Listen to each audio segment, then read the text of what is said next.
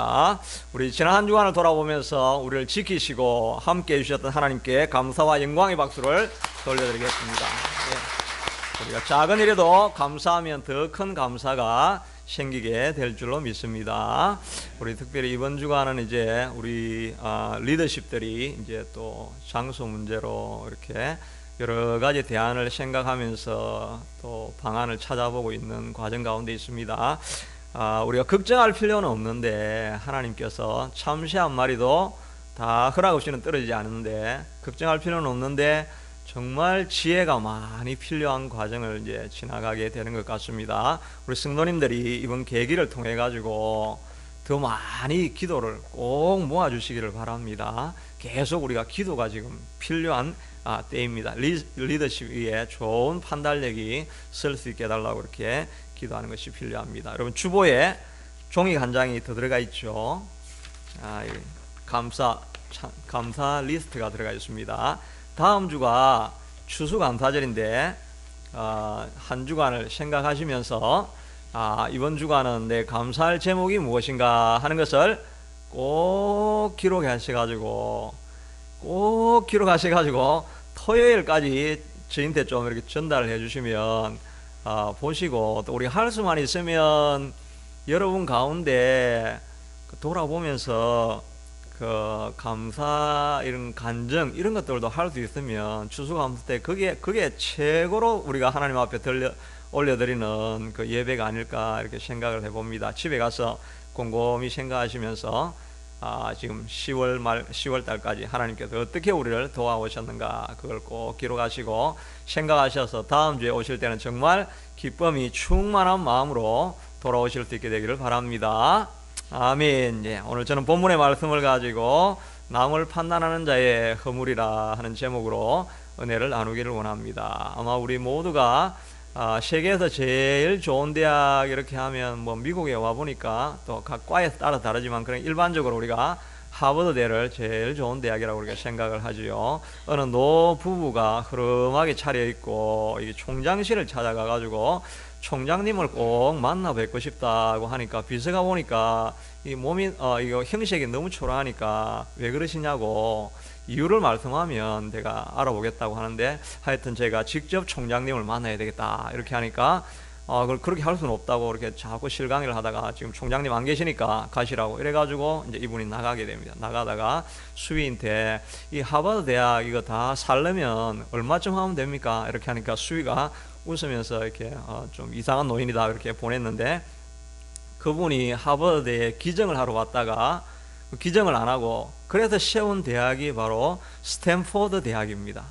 엄청난 당음을 가지고 기부를 할 뻔했는데 나중에 하버드에서 알고는 발을 동동 굴렸지만 It's too late. 너무 늦은 것입니다. 사람을 외모로 판단하면 안 된다. 그 경고가 하버드 어딘가에 지금 적혀 있었다고 하는데 뭐 옛날이니까 지금 없어진지는 모르겠습니다. 우리의 인간적인 판단은 이렇게 외모를 통해 가지고 잘못된 판단 이 빗나간 판단을 우리가 내릴 수가 있다는 것입니다. 그런데 로마서 2장 11절 오늘 읽었던 거 보니까 하나님께서는 외모로 사람을 판단하지 아니하신다. 하나님의 판단은 언제나 오롯이다라고 이렇게 말씀하는 것입니다. 오늘 읽었던 본문의 내용에 보면 판단하다, 심판하다 이런 말이 많이 나오죠. 그러면서 인간의 판단하고 하나님의 판단을 비교를 하고 있는 내용이 많이 있습니다. 제가 글을 보니까 나와 남의 차이라는 이런 글이 있던데 이건 이제 꼬집는 그런 말이겠죠.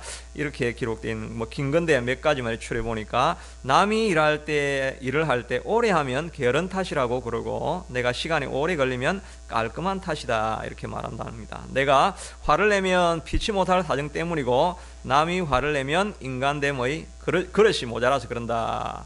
내가 생각을 해낸 것은 창조적이고 혁신적인 것인데 남이 해낸 소리는 뜬구름 같은 소리다. 내가 약속을 어기면 어쩌다 보면 사람도 그럴 수 있지라고 하고 남이 약속을 어기면 사람이 그럴 수는 없는 것이다. 이렇게 해서 우리가 판단할 때 거의 우리 주관적으로 자기 좋은 쪽으로 생각할 때가 많이 있다는 것입니다. 그런데 하나님이 판단하시는 것은 오늘 2절에 보니까 모든 진리대로 하나님께서 판단하셔서 공정하게 판단하기 때문에 마지막에 누가 It's unfair 이렇게 이야기할 수 있는 그런 판단은 하나님 앞에 없게 된다 하는 것입니다. 오늘 본문에 이렇게 계속해서 읽어보시면 이제 심판, 판단 이런 말이 많이 나오고 있는데 그래서 이 본문이 우리에게 가르쳐주고 있는 것은 언젠가는 우리가 아주 정당하게 보시는 이게 저스티한 그 하나님 앞에 심판대에 우리가 반드시 서게 될 것인데 그 심판대에 설 것을 준비하며 살아라 하는 내용이 오늘 본문에 기록되어져 있는 내용인 것입니다. 그러므로 우리가 심판을 준비하면서 이 땅에서 어떻게 살아야 할 것인가 하는 것을 본문을 통해서 생각해 보려고 하는 것입니다. 내용에 들어가기 전에 이게 로마서가 논문과 같이 이렇게 되어 있죠.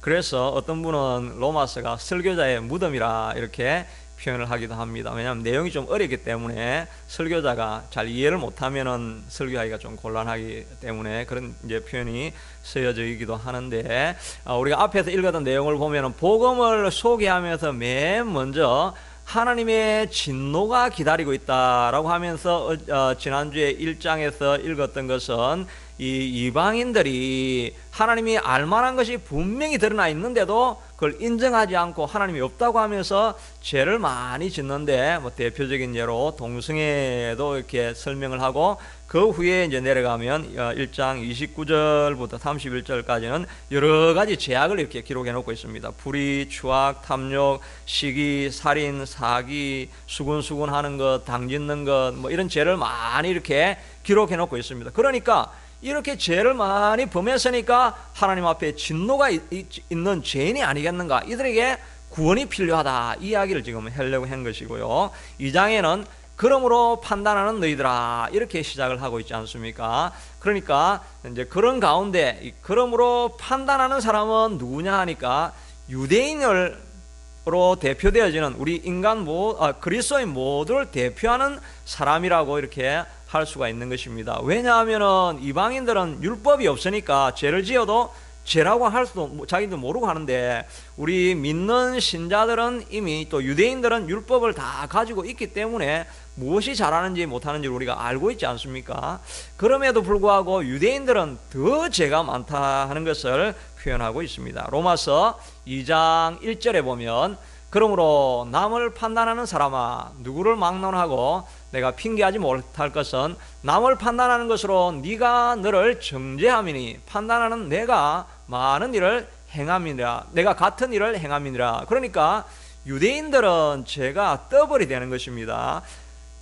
이방인들이 범하는 죄도 똑같이 범하면서 자기는 그 잣대를 가지고 이방인들을 또 비판을 했으니까 이 죄가 비판하는 죄에다가 또 같은 죄를 범하는 이 두 가지 죄를 다 범하고 살아가고 있다 하는 것을 이렇게 설명을 하면서 그러므로 우리가 해야 될 일은 3절 4절에 보면 하나님이 진노하심이 있으니까 회개를 날마다 기회를 찾아서 하라고 말하고 그 다음 6절 7절에는 이 땅을 살아가면서 선한 일 하나님이 기뻐하시는 일을 하라고 하면서 맨 마지막 16절에 가면은 하나님이 심판하실 터인데 내 마음의 동기까지 심판하게 될 것이다 이렇게 말씀하시고 있는 것입니다. 그러니까 오늘 이 본문을 통해서는 하나님 우리를 언젠가는 심판하실 터인데 우리가 이 심판을 기다리는 마음으로 살아갈 때 어떻게 살아야 될 것인가 하는 것을 생각해 보려고 하는 것입니다. 첫째는 비판하지 말고 헤아리며 살아야 한다 하는 것입니다. 여기에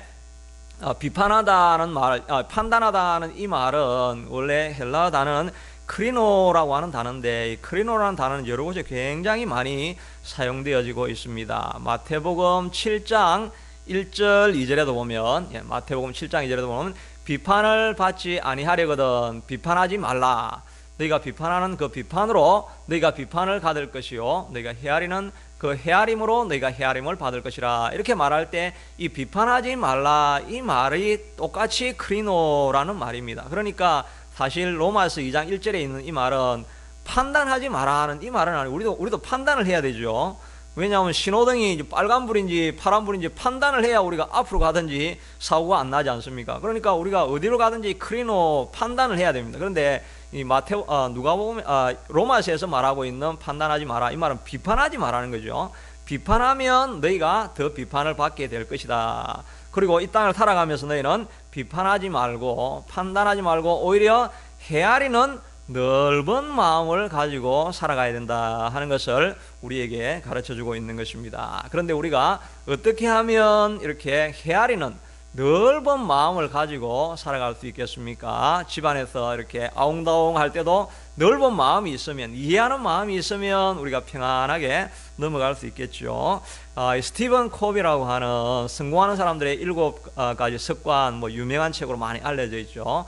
그 책에 보면 이제 이야기가 하나 나오는데, 뉴욕 지하철에 이제 어느 한 그 아버지가 두 아들, 어린 애 둘을 데리고 지하철을 타게 됩니다. 그렇게 하는데 이 아버지가 그냥 그 자리에 그냥 철썩 주저앉고 멍하니 있는데 애들이 돌아다니면서 온갖 소동을 다 부리는 거죠. 유리창에 막 선을 긋고 막 바닥에 누워서 뒹굴기도 하고, 이렇게 하면 웬만한 아버지는 애들 세워가지고 정돈을 하고 조용히 하라고 이렇게 해야 되는데 이 사람은 아무것도 안 하고 가만히 있는 것입니다. 그러니까 사람들이 막 눈살이 찌푸려지고 뭔가 이렇게 말을 해야 되겠는데 이렇게 하고 있는데, 스티븐 코비가 정중하지만 단호하게 이렇게 말했습니다. 여보시오, 아이들을 좀 어떻게 해보시는 게 좋지 않겠소? 이렇게 이야기를 하니까 이분 이야기가 당신 말이 맞군요. 정말 미안합니다.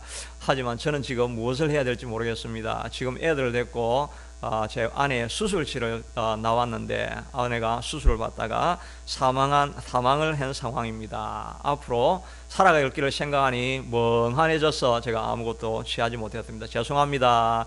이 말을 해댈 때 스티븐 코비가 완전히 패러다임 시프트가 오더라는 것입니다. 똑같은 상황이 일어났는데 사정을 듣고 보니까 갑자기 애들이 천사같이 보여지고 남편 되는 아버지가 불쌍해 보이고 모든 보는 시각이 완전히 갑자기 바뀌더라는 것입니다. 이걸 이제 자기가 거기서 나온 표현을 하려고 했던 게 바로 패러다임 시프트가 일어날 때 우리가 남을 이해하게 된다 하는 것입니다. 우리도 다 마찬가지죠. 우리가 보기엔 정말 이해하지 안 되고 내가 하기 싫은 행동을 하고 이런 사람들도 있어도 우리가 손을 붙들고 막 같이 기도하고 또 자기에 있는 삶을 쉐어링하고 이런 과정을 통해 가지고 사실은 그 사람 사정을 다 들어보면 그래서 이분이 이렇게 하셨구나, 내가 이해하지 못한 내가 허물이 많구나, 이 패러다임 시프트가 우리 삶에도 일어날 수 있게 된다는 것입니다. 그러니까 사실은 우리가 우리 소그룹으로 모여서 이렇게 있을 때 그런 삶을 쉐어링하고 위에서 기도하고 서로 더 알아가고 그 그리스도를 중심으로 해서 서로 교제가 깊어져 가는 일이 일어나야 될 것입니다. 그런데 이렇게 패러다임 시프트가 일어나는 과정은 사정을 알아서도 일어나지만 우리가 기도를 하고 있으면 패러다임 시프트가 우리가 정말 일어납니다. 그래서 우리가 빌립보서 4장 6절에 보면 아무것도 염려하지 말고 다만 모든 일에 기도와 간구로 너희 구할 것을 감사함으로 하나님께 아뢰라. 그래야 모든 지각에 뛰어나신 하나님의 평강이 그리스도 예수 안에서 너희 마음과 생각을 지키시리라. 우리의 아무것도 염려하지 말고 모든 것을 하나님 앞에 기도와 간구를 하나님 앞에 하고 나면 정말 우리의 마음 가운데 패러다임 시프트가 일어납니다. 정말 모든 지각에 뛰어나신 하나님의 평강이 이렇게 표현이 되어 있는데, 이게 어떻게 보면 모든 지각에 뛰어난 하나님이 이렇게 하나님을 꾸미고 있는 말 같은데, 이거는 한국말 표현이 한국말 표현이 조금 이렇게 이해하기 오해하게 되어 있는데, 영어로 보면 peace that transcends all understanding. 피스를 꾸며주는 말이 모든 지각에 뛰어나다는 말입니다. 이 지각이라는 말은 understanding, 사람들이 이해할 수 있는 모든 이해를 뛰어넘는 평강이 우리의 마음을 기도하면 지켜주신다는 것입니다. 지금 당장에 사고가 나고 불이 나고 또 생명이 위급하고 이런 상황에서는 정말 이해할 수 없는 절망하고 낙심하고 좌절에 빠져야 되는데, 그걸 가지고 하나님 앞에 들고 와서 기도하고 간구하면 하나님이 패러다임 시프트를 일으켜 주어서 그 가운데서도 평화를 누리게 해준다는 것입니다. 이 복을 받기 위해서 하나님께서 기도하러 나와서 기도하라고 말씀해 주시는 것입니다. 찬송가 413절에 보면 그게 내 평생에 가는 길, 그 찬송이죠. 내 평생에 가는 길 늘 순탄하며 잔잔한 강 같든지 큰 풍파로 무섭고 어렵든지 나의 영혼은 영혼은 편하다. 내 영혼 평안해. 내 영혼 평안해. 이렇게 우리가 평안을 노래하는 그런 찬송을 우리가 하지 않습니까? 그 이야기 많이 들어보셨던 이 글을 작사한 사람의 배경은 부도가 나가지고 모든 이제 사업이 다 망해가지고 자기 딸하고 아내를 영국으로 피난을 그렇게 보내게 됩니다. 그런데 그 가는 길에 배가 난파가 돼가지고 딸 4명은 다 죽고 자기 와이프 혼자만 살았다는 전보를 듣고 자기 와이프를 데리러 가는 대서양을 건너가면서 난파된 그 지점에서 영감이 떠올라서 적은 이 노래가 바로 내 평생에 가는 길 순탄하며 큰 풍파가 일어난다 할지라도 내 영혼은 평안하리라.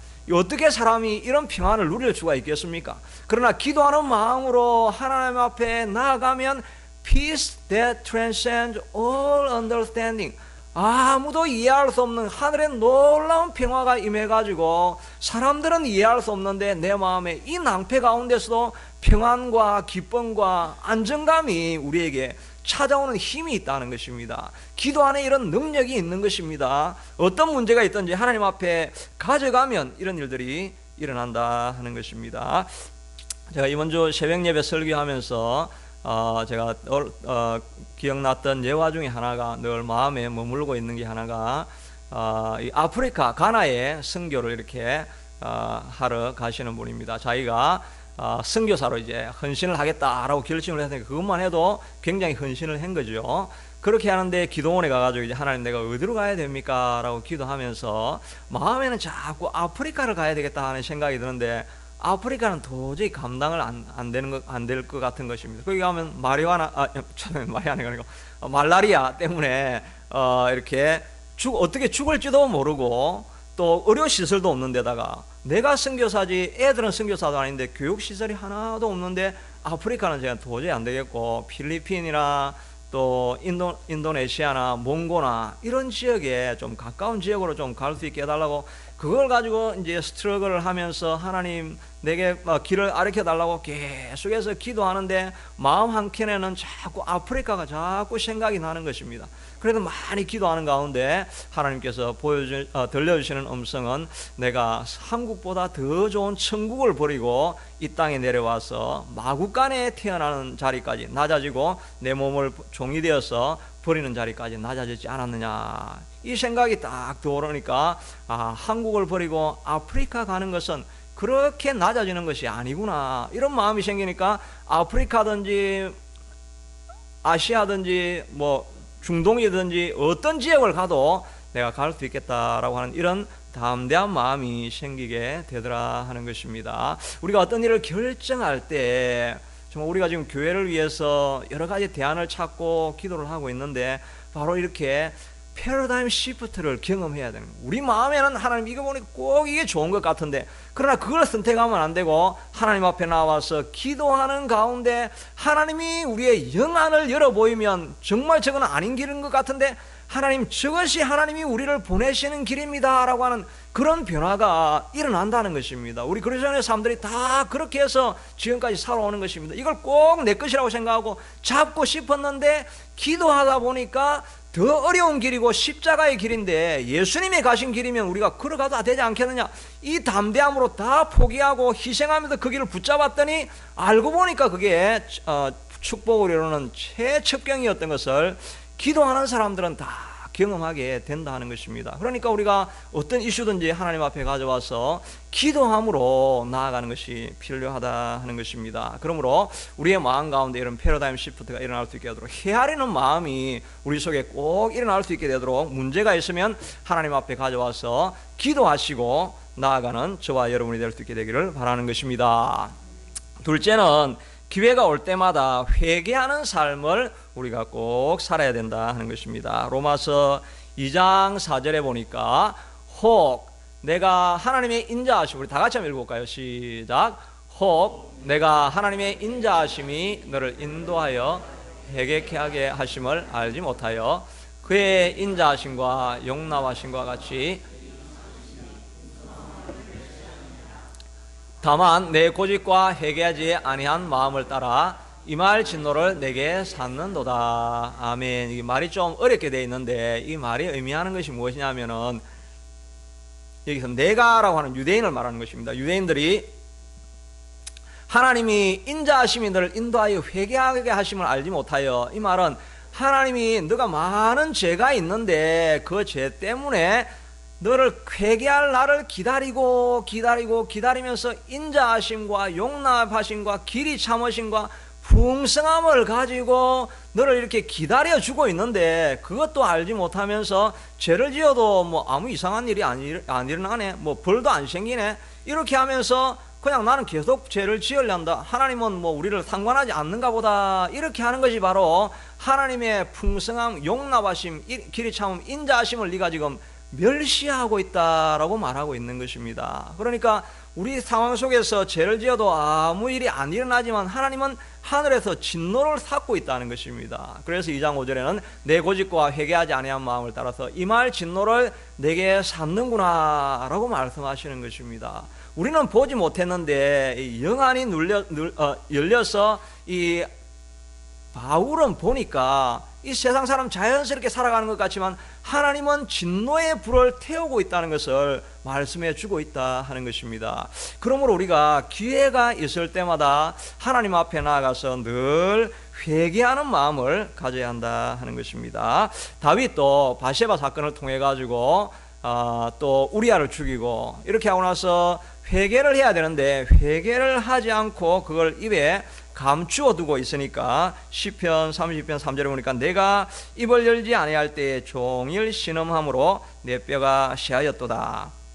주의 손이 주야로 나를 누르시오니 내 진액이 빠져서 여름 가물에 마름같이 되었나이다. 죄를 고백해야 되는데 고백하지 않고 그걸 감추어 두고 있으니까 뼈가 점점 마르더라는 것입니다. 그리고 진액이 다 여름 가물과 가뭄에 그 마르는 것과 같이 되어가지고 온몸이 바짝바짝 마르고 이렇게 비틀어졌다고, 빼빼하게 이렇게 골게 되는 이런 일이 일어나게 되더라 하는 것입니다. 우리가 죄를 고백해야 되는데 이 죄를 하나님 앞에 가서 고백하고 용서함 받는 이런 기쁨을 누리고 있지 못하면서 살아가면 실제적으로 몸에 병이 드는 경우가 있습니다. 물론 병이 전부 다 죄를 지어서 온 것은 절대 아닙니다. 그런 건 아니지만 어떤 경우는 우리가 지은 죄 때문에 병이 일어나는 경우도 있다 하는 것입니다. 워싱턴에서 목회하시는 어떤 목사님이 목회를 하시다가 뉴욕에 계신 분인데 전화가 와가지고 꼭 상담을 하고 싶다고 해서, 그럼 수요예배에 참석하시면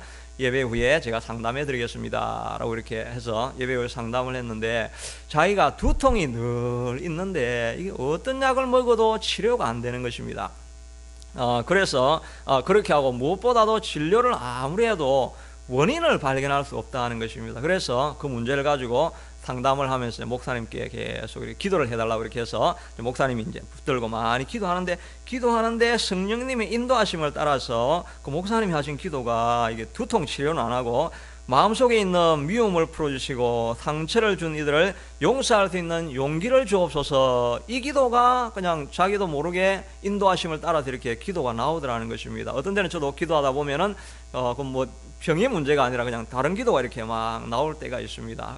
그렇게 하는데 이 용서할 힘을 달라고 이렇게 기도를 하는데 이 자매가 무너져서 통곡을 하며 울게 되더라 하는 것입니다. 그래서 뭐 통제가 안 돼서 울게 나와주고 어느 정도 시간이 지나고 나서 이렇게 사정을 자기가 이야기를 하는데, 사실은 자기가 입양으로 갔다가 그 양부모한테 성폭행, 성학대를 계속 당하면서 지났던 그런 경험이 있는 것입니다. 그래서 이제 나중에는 이제 뭐 결혼해서 건강한 가정을 이루었는데 부모를 이렇게 아버지를 용서하지 못하는 마음, 그게 가득하고 있었는데 기도하는 중에 그 목사님의 기도를 듣고 마음에 그 부모를 용서하라고 하는 이런 음성이 계속 들려서, 그래서 자기가 스트럭을 하면서 어떻게 용서합니까? 용서할 수 없습니다. 그런데 하나님의 마음을 계속해서 주셔가지고 용서할 마음을 얻게 되어진 것입니다. 그렇게 하고 나서 이제 대화를 하고 다시 한번 더 기도하면서 돌아가셔서 이제 계속해서 용서하는 마음을 달라고 기도하라고 이렇게 했습니다. 그래서 이제 돌아갔는데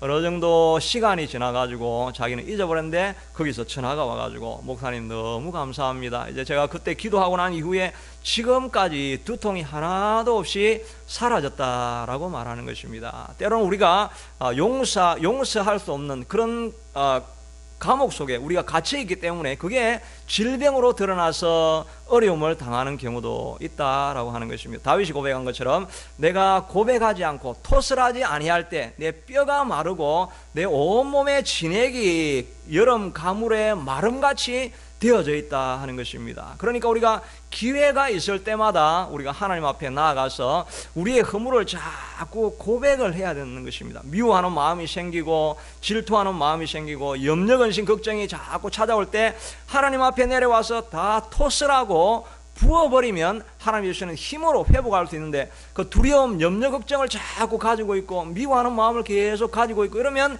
결국은 그게 육체가 허물어지는 일들이 일어나게 될 수 있다 하는 것입니다. 제가 이 설교를 준비하다가 어떤 분의 설교를 들으면서 그분은 이제 이 4절, 5절 이 본문의 말씀을 가지고 우리가 감사하지 않는 죄를 회개를 해야 된다, 이 말씀을 계속해서 성도들에게 강하게 하는 것을 제가 들었습니다. 자기 자녀가 원래 굉장히 이제 공부를 못해서, 여기는 공부를 못한다는 말을 뭐 머리가 안 좋네 이런 이야기 안 하고 슬로우 러너라고 이렇게 하죠. 좋은 말로 붙여가지고 배우는 게 좀 느립니다 이렇게 하는데, 정말 슬로우 러너라고 하는 것입니다. 정말 슬로우 러너라 가지고 자기는 커뮤니티 칼리지 정도도 못 가리라 이렇게 생각을 했는데, 얘가 어떻게 해가지고 미국에 바이올라 대학에 들어가서 크리스찬 대학으로 좀 괜찮은 대학이죠. 거기에 들어가 있더니 또 조금 어느 정도 지나고 나서는 얘가 거기서 트랜스퍼 해가지고 버클리 대학에 들어가가지고 졸업을 하게 되었다는 것입니다. 그러면서 그가 말하기를 내게 이런 큰 복을 주신 것 때문에, 우리가 받은 큰 복 때문에 우리는 날마다 회개를 해야 됩니다. 여러분이 받고 있는 복 때문에 회개를 계속해서 해야 됩니다. 이렇게 말씀하는 것을 들었습니다. 왜냐하면 오늘 본문에 있는 것처럼, 4절에 있는 것처럼 하나님이 용납하심, 참으심, 풍성함 이런 것을 다 주셨는데 우리가 그 많은 복을 가지고 감사하지 않는 것을 우리가 회개를 해야 된다는 것입니다. 그러니까 풍성한 복이 있을 때마다 우리가 회개해야 됩니다. 회개해야 됩니다. 이 말은 거기에 응당하는 우리가 감사하는 기도를 드리지 않으면 우리가 회개를 해야 된다 하는 것입니다. 그러니까 우리 가운데 복이 찾아올 때마다 하나님, 내가 회개합니다. 이 많은 복을 주신 것 때문에 내가 감사하지 못한 것을 내가 회개합니다. 이 마음을 가지고 날마다 우리의 복을 바라볼 수 있어야 된다 하는 것입니다. 제가 여러분에게 나눠줬던 그 리스트, 그게 맨 마지막에 보면 성경 구절이 하나 나와 있죠. 그게 역대상 16장 8절입니다. 파워포인트에 나오는데 역대상 16장 8절에 보면 이렇게 적혀 있습니다. 너희는 여호와께 감사하며 그의 이름을 불러 아뢰며 그가 행하신 일을 만민 중에 알릴지어다. 추수감사절이 다음 주인데 우리가 감사하는 마음이 있을 뿐만 아니라 감사하는 마음을 만민 중에 알리는 것을 하나님께서 기뻐하신다 하는 것입니다. 그냥 마음속에 하나님 내가 감사합니다 이렇게 하지 말고 표현되어진 감사가 진정한 감사지요. 만민들에게 나아가서 하나님이 이렇게 하셨습니다, 할렐루야, 이거를 하라고 하는 것입니다. 그러니까 다음 주에 이렇게 다 나오셔가지고, 제가 설교 이제 안 할 테니까 다 한 번씩 나오셔가지고 하나님께서 이렇게 하셨습니다, 할렐루야, 이게 진정한 예배인 것입니다. 형식 따라 이렇게 하는 예배가 아니라 마음속에서 이 10개월 동안 하나님께서 이런 놀라운 기적을 내게 해줬는데 어떻게 내 입술을 다물고 하나님의 영광을 선포하지 않겠습니까? 이런 마음으로 나와서 하나님을 찬송합니다. 예배로, 감사로 예배를 드리는 자가 나를 영화롭게 하나니, 진정으로 나를 오너하는 월십은 감사하는 마음으로 드리는 그 월십이 진정으로 나를 오너한다라고 이렇게 말씀해 주시고 있다는 것입니다. 집에 돌아가서 한 10개월 동안 한번 곰곰이 돌아보십시오. 정말 하나님이 아니었으면 있을 수 없었던 놀라운 일들이 있지 않습니까? 그거 감추어 두시면 안 됩니다. 감추어 두시면 안 돼요. 드러내가지고 하나님이 하셨어요 이걸 해야 되는데 시간이 없어서 다는 못하니까 여러분이 꼭 리스트에 적어가지고 주시면 제가 그걸 참조를 해가지고 설교에도 도움이 되고, 하여튼 뭐 공개해야 될 건 안 해야 될 건 있겠지만 설교에도 저도 도움이 되고, 또 여러분들도 간증하실 분들이 있으면 몇 분 정도는 꼭 정말 이렇게 뭐 오래 하실 필요도 없고 한 1분, 2분 정도만 이렇게 꼭 하시면 되는데, 그런 일들이 추수감사 때는 정말 이렇게 그런 일들이 진짜 그게 진정한 감사의 예배이지 않습니까? 그 마음을 가지고 예배드리는 우리가 될 수 있게 되기를 바라겠습니다. 이제 우리 같이 주신 말씀을 가지고 좀 기도할 수 있게 되기를 원합니다. 우리의 눈이 바뀌어져야 됩니다. 하나님이 주시는 은혜 때문에 내가 정말 이럴 수 있었는데 기도하고 보니까 이런 일이 이렇게 내가 결정이 달라졌습니다 라고 하는 이런 패러다임 시프트가 기도하는 중에 일어납니다. 하나님 그 눈을 여는 역사가 우리 속에도 있게 해주시고, 하나님께서 주신 모든 축복 때문에 하나님 대해서 감사를 넘치게 하게 하시고 감사를 선언하며 나아가는 우리가 되게 해달라고 우리 조용한 마음으로 같이 기도하겠습니다. 고마우신 하나님 감사합니다.